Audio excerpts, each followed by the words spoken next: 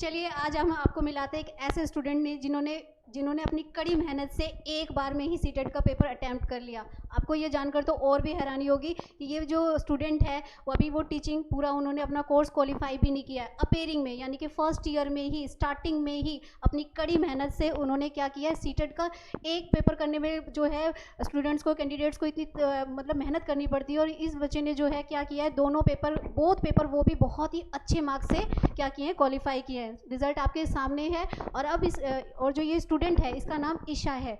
आज हम इसी स्टूडेंट को आपसे मिलाएंगे। ये अपने आपको बताएंगे कि इन्होंने अपने सीटेट की तैयारी कैसे की, किन किन चैलेंजेस को इन्हें फेस करना पड़ा और कौन कौन सी ऐसी छोटी छोटी बेसिक बातें इन्होंने याद रखी जिससे इन्होंने इतना अच्छा रिजल्ट 1 अटैम्प्ट में ही किया है। आपको भी ये जो छोटी छोटी बातें हैं, अगर आप सीटेट की तैयारी कर रहे हैं या आपने अभी दिया है, कुछ कमी से, कुछ पॉइंट से आपका सीटेट रह गया है और नेक्स्ट के लिए आप तैयारी कर रहे हैं, तो आई थिंक ईशा की ये बातें आपको बहुत ही हेल्प करने वाली हैं।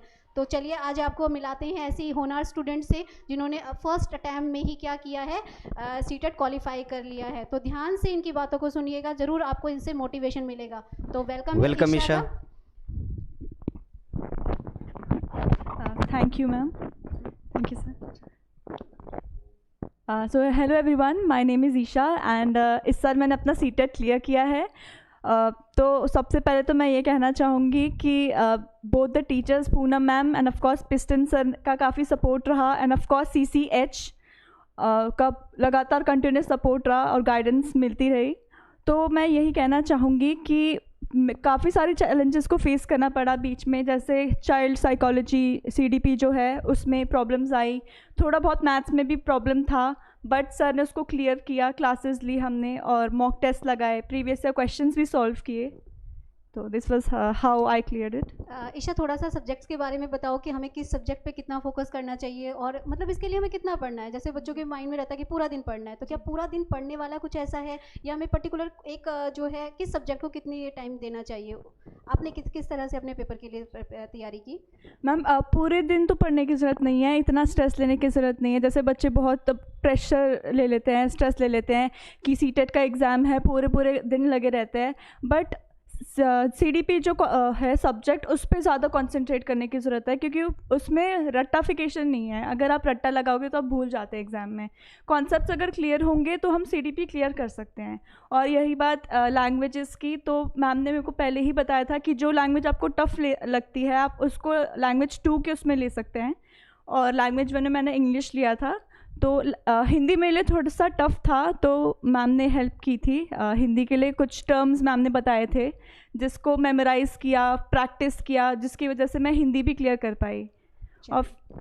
और जैसे कि अभी और ऐसा क्या है स्पेशली, जैसे अभी आप अटैम्प्ट करके आए हैं, आपके पास बिल्कुल एक नया एक्सपीरियंस है। अब नए बच्चे हमारे पास आएंगे, नए स्टूडेंट हैं, आपके फ्रेंड की तरह ही हैं, तो आप उन्हें ऐसा स्पेशल क्या बताना चाहोगे जिस पे उन्हें फोकस करना चाहिए, जिससे थोड़ा सा उनको, अभी क्योंकि नए हैं, फ्रेशर है, ऑलरेडी डाउट्स हैं, तो ऐसा क्या है एग्ज़ाम हॉल में आपने ऐसा क्या एक्सपीरियंस लिया जो आई थिंक उन बच्चों को पता होना चाहिए? फर्स्ट ऑफ ऑल मैं ये बताऊंगी कि एक तो क्लासेस अगर आप ले रहे हैं तो वो रेगुलर क्लासेस होनी चाहिए। बीच में क्या होता है, हमारा मोटिवेशन टूट जाता है या हम होता है क्या छोड़ना, अब क्यों करना है, मेरा इंटरेस्ट नहीं है, बीच में इंटरेस्ट बच्चों का खो जाता है, तो वो क्लासेस भी अटेंड नहीं कर पाते, बच्चे डिस्ट्रैक्ट हो जाते हैं बीच में, तो उस वजह से भी रेगुलर क्लासेस नहीं ले पाते। बट अगर आप रेगुलर क्लासेस लोगे तो आपके सारे कॉन्सेप्ट्स क्लियर हो पाएंगे, आपका CDP इसी वजह से क्लियर होगा अगर आप रेगुलर क्लासेस लेते हैं तो। अच्छा ईशा, एक और चीज़, जैसे हम कहते हैं कि पैडागोजी है, yes, पैडागोजी के नाम पे लोगों को एक तरह का डर है। yes, अब ये पैडागोजी क्या ऐसा है कि हम इसको कभी समझ ही नहीं सकते, इसके लिए क्या करना चाहिए? मैम बेसिकली पेडागोजी स्किल्स होती हैं, जैसे हम एज अ टीचर्स हमारे पास क्या स्किल्स होनी चाहिए पढ़ाने की, कैसे हम मैनेज करेंगे क्लास को। तो बेसिकली स्किल्स आप कहीं से रट नहीं सकते, पढ़ नहीं सकते, वो बेसिकली आप में नेचुरली होनी चाहिए। और जैसे कुछ लोग बाय बर्थ होते हैं कि वो अच्छा पढ़ा सकते हैं, तो पेडागोजी आपको कहीं से सीखने की ज़रूरत नहीं है, कहीं से रट्टाफिकेशन की ज़रूरत नहीं है, और इतना मुश्किल नहीं है कि आपको कुछ चीज़ समझनी हो, तो बस आपकी सेल्फ अंडरस्टैंडिंग है आप कैसे पेडागोजी को करते हैं। वेलकम ईशा एंड कॉन्ग्रेचुलेशन आपके रिजल्ट से। जो दोनों में आपने रिजल्ट इतना बेहतरीन सा दिया है कि आपके पेपर 1 हो या पेपर 2 हो। अब मैं ये बात पूछना चाहूँगा पेपर 1 के लिए, क्योंकि आपने मैथ्स में 30 में से इन्होंने 20 आउट मतलब 30 में से इन्होंने 20 स्कोर करा है, और कितना बेहतरीन स्कोर है सीटेड वाले बच्चों के लिए। मैं इसलिए मैं बोलता हूँ कि यहाँ पे मैथ्स जो आती है ना 15 या मैथ्स होती है न्यूमेरिकल की, ठीक है। न्यूमेरिकल में इन्होंने 15 क्वेश्चंस किए थे, लेकिन बहुत ही बेहतरीन से किए हैं, ताकि इनका नंबर 30 में से 20 नंबर लेकर के आई हैं। कितना बढ़िया सा नंबर, क्योंकि जो भी सीटेड वाले बच्चे होते हैं जो तैयारी करते हैं उनके लिए मैथ्स जो होता है ना मैथोफोबिया बन जाता है, इतना डर बन जाता है, क्योंकि उन्होंने छोड़े हुए उनके 10 साल हो जाते हैं, क्योंकि मैथ्स से उन्हें इतने डर लगते हैं कि आप सोच नहीं सकते, वो खुद ही बोलेंगी। तो आपके मैथ्स का कैसा एक्सपीरियंस रहा यहाँ पे पढ़ करके? सर मैथ्स मेरे पास सिर्फ 10th तक ही थी, और 10th तक भी ज़बरदस्ती किया था क्योंकि कंपलसरी था 10th तक मैथ्स, और उसके बाद छोड़े मेरे को काफ़ी टाइम हो गया था, प्रैक्टिस भी नहीं थी बीच में। बट क्वेश्चंस का ये था कि अगर बच्चे के पास मैथ्स है भी नहीं तो वो फिर भी सॉल्व कर सकता है, क्योंकि जूनियर क्लासेस में हमने वो क्वेश्चंस सॉल्व किए होते हैं। और बट कुछ क्वेश्चंस होते हैं जिसमें हमें गाइडेंस की ज़रूरत होती है, जिसके लिए सर ने हमें गाइडेंस प्रोवाइड किया था, क्लासेस ली थी, और हमने कुछ प्रीवियस क्वेश्चंस भी सॉल्व किए थे। तो यही sir.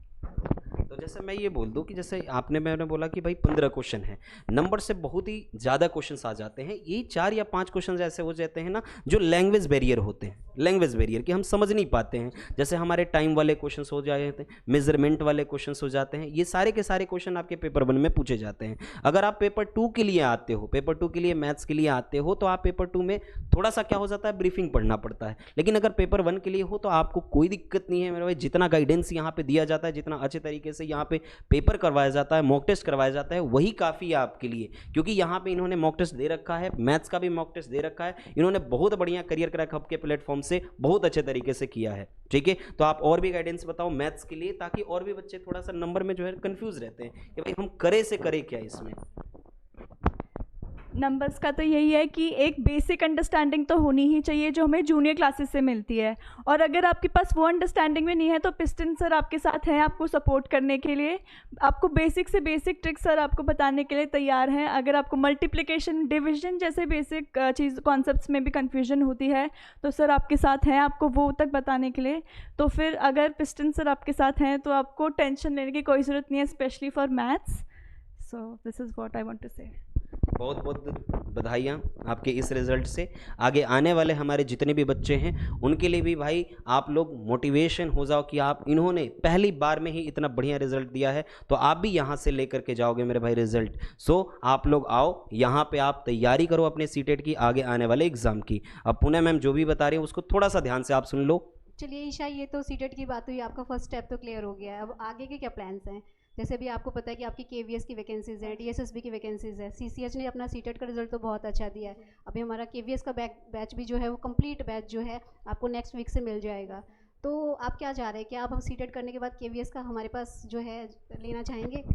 Yes ma'am, of course, क्योंकि यहाँ पे सीसीएच ने मेरे को इतना सपोर्ट और गाइडेंस प्रोवाइड किया। मैं काफ़ी कंफर्टेबल उन्होंने शेड्यूल रखा जिससे मेरे को कोई प्रॉब्लम नहीं हुई। तो ऑफ कोर्स मैं आपका केवीएस बैच भी लेना चाहूँगी, और मेरे को उम्मीद है कि ऐसा ही सपोर्ट और गाइडेंस मेरे को केवीएस के लिए भी मिले जो मेरे को सीटेट ने प्रोवाइड कराई है।